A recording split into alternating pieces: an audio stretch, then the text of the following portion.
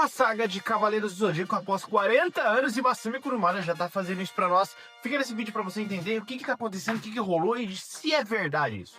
Bom, se você caiu de paraquedas nesse canal, saiba que Panela Nerd vai falar hoje de Cavaleiros do Zodíaco, galera, e contando a história do que aconteceu após várias batalhas, vários acontecimentos que talvez você também não tenha visto, como por exemplo, Cavaleiros do Zodíaco Next Dimension. Que diabo é isso? Bom, Next Dimension, só para resumir bem rápido, é uma situação em que Seiya ficou quase que à beira da morte após a luta contra Hades, em qual a espada dele ficou meio que encravada indo na direção do peito do Seiya, né? Uma maldição que ficou nele que ao longo do tempo que passasse ele ia morrer. Claro que não ficou provavelmente uma espada encravada enfiando assim, igual aconteceu com aquela flecha que atingiu a Saori lá no começo da Batalha das 12 Casas. Foi um pouco diferente. Mas ela meio que estava ali presente de forma não mostrando pra gente, e ele estava aos poucos perdendo tudo. Sentidos, cosmo, energia, não tinha mais nada, tava de cadeira de roda, tava indo pra vala. E no caso, a Saori decidiu viajar no tempo para arranjar uma forma de salvar ele, tá? E ela foi junto com o Shun, né? Depois de um tempo durante essa história, ela teve ajuda um pouco do Ikki também em alguns momentos, e o tema de Pégaso. Tá, ela viajou pra onde? Não sei. Ela viajou pra antiga Guerra Santa pra tentar arranjar uma forma de salvar o Seiya, tá? Só isso que eu tenho a dizer pra vocês, e só isso que eu vou contextualizar, porque eu sei que você só quer saber de Saga do Céu em Cavaleiros do Zodíaco. Tem 3 capítulos, tá? Tudo começa onde tudo terminou na última batalha. Tudo destruído, e uma certa deusa grega chamada Ker aparece e vê os restos do purgatório. E ela vê que ela voltou porque ela era uma pessoa que tinha arquitetado um monte de plano para que Hades e seu exército vencesse a última Guerra Santa. Só que ela acaba voltando e despertando porque ela percebe que deu tudo errado. O inferno tá todo destroçado e Campos Elíseos também, né? Que a guerra foi até lá. Ela acaba encontrando uma sapures de um antigo guerreiro espectro, né? E ela tá intacta. Com isso, ela consegue reanimá-lo. Nesse exato momento, ela reanima ele e ele disse que quer onde você estava e você não estava aqui na Guerra Santa. E ela explicou de ter feito todos os planos, né? Umas contingências para que o exército de Hades conseguisse vencer essa batalha. Planos esses que não é nos dito exatamente o que é. Ela vai e adormeceu, entendeu? Tranquilamente achando que Hades venceria essa guerra. Mas não foi isso que aconteceu. Depois disso, ela percebe que também existe um problema no mundo, né? Porque existe uma certa ausência do poder da Athena, e é o fato de que fez com que ela conseguisse ressuscitar o espectro também.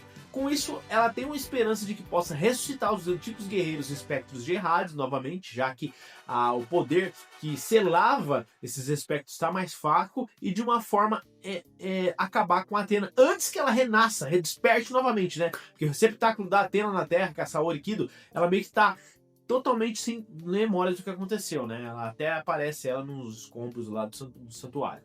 Então ela manda esse espectro juntar mais algumas forças que nós vemos ao longo dos 2 primeiros capítulos, em que ele levanta guerreiros que são espectros mais fracos, né? Aqueles que eram os esqueletos, para ir atrás da Saori Kido. Enquanto isso, a Saori acaba sendo encontrada por Seiya, que entrega para ela um chapéu que aparentemente voou lá com o vento do relento. E ela chama ele de Seiya e ela fala: nossa, você conhece meu nome. Eu achei estranho essa hora ver o Seiya assim normal andando, olhando pra ela, e achar estranho ela conhecer ele. Mas logo depois o Shun aparece levando um cavalo com uma carroça, ele tá trabalhando, né? E nós percebemos. Tanto não só a Saori, mas Seiya e Shun também não lembram de nada. A única coisa que eles sabem é que eles se encontraram por ali, e a única coisa que eles tinham de lembrança eram seus próprios nomes, então eles não conseguem lembrar. Só o Shun que menciona que existe uma certa força que deixou a Terra e que a Terra está realmente caótica.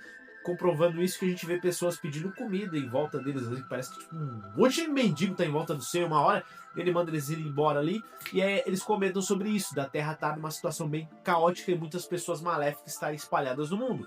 Provavelmente é o fato da deusa Athena ter enfraquecido sua cosmoenergia, e o poder dela que protegia o mundo não tá mais ali pairando em todo o globo. O Shun menciona esse pro Seiya, mas diz que é só uma mera história, eles nem lembram de nada.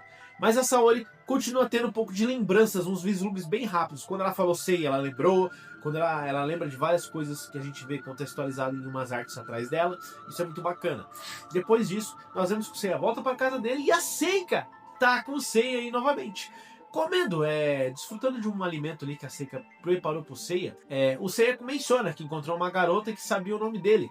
Nesse momento a Seika fica meio apreensiva e nós vemos um balãozinho de lembranças de um pensamento dela, dizendo que tomara que Athena não volte e leve meu irmão de volta para o campo de batalha. Ou seja, ela sabe o que aconteceu, ela tem as memórias, não conta pro Seiya, tá? E não tem medo que ele descubra que é um cavaleiro de Athena, né? Então ela tá tudo bem, a gente pode até dizer que ela é meio egoísta nesse momento, mas ela passou praticamente toda a saga de Cavaleiros do Zodíaco sem ver o irmão, né? Perdida lá na Grécia, foi encontrada no finalzinho da batalha para praticamente perder o irmão, né? Porque quando ela tava presente, o Seiya meio que tá quase morrendo ou agora tá nesse estado de não lembrar de nada. Depois disso, o Seiya tá andando e encontra mais uma vez com o Shun e a gente descobre que o Seiya tá trabalhando numa mercearia, no mercadinho ali, para poder ajudar a sustentar a irmã dele e dar uma vida melhor para ela. Tá vivendo uma vida normal, né?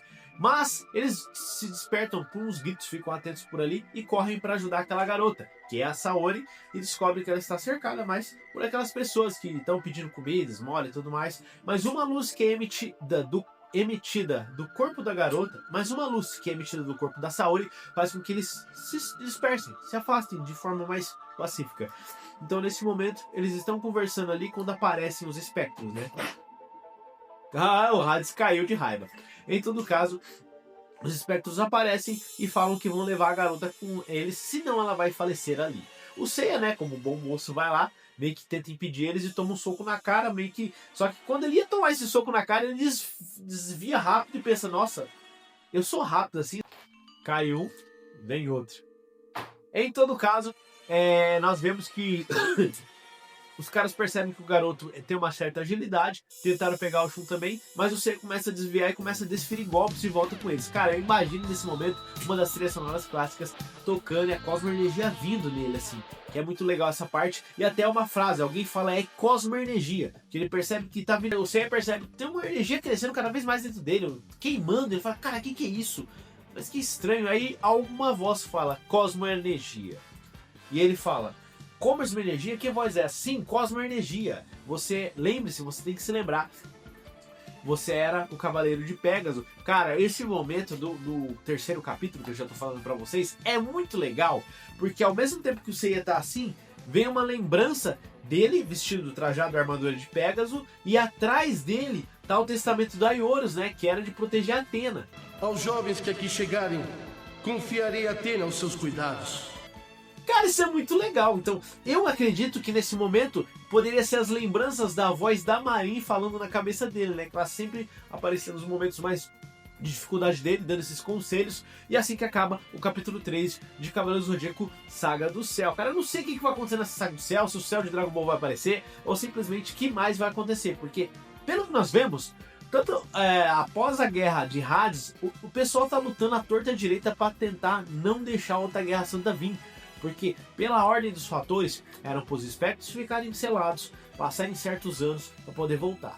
O engraçado é que no começo do capítulo, quando a Kerr menciona que os destroços e os abalos que aconteceram tanto no Campo dos Elíseos quanto ali no Inferno, né, de Hades, provavelmente para retornar de novo demorariam mais de 1000 anos, cara. É muito mais diferente, eu acredito, das últimas guerras, que eu não lembro tempo mais ou menos entre guerras, tá? Eu sou fã de Cavaleiros do Zodíaco, mas não vou lembrar todos os detalhes. E por isso que ela decidiu atuar agora, aproveitando um momento de extrema fragilidade da Saori como deusa Athena. Pessoal, vocês estão vendo esse capítulo? Acharam legal o retorno de Cavaleiros do Zodíaco depois de muitos anos? Apesar de que existe certa nostalgia de você ver Deixa a panelada no like, se inscreve no canal para mais vídeos desse tipo. Tamo junto, galera.